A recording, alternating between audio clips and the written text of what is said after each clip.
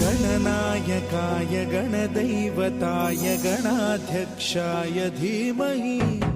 गुणशरीराय गुणमण्डिताय गुणेशानाय धीमहि गुणातीताय गुणाधीशाय गुणप्रविष्टाय धीमहि एकदन्ताय वक्रतुण्डाय गौरीतनयाय धीमहि गजेशानाय भालचन्द्राय श्रीगणेशाय धीमहि एकदन्ताय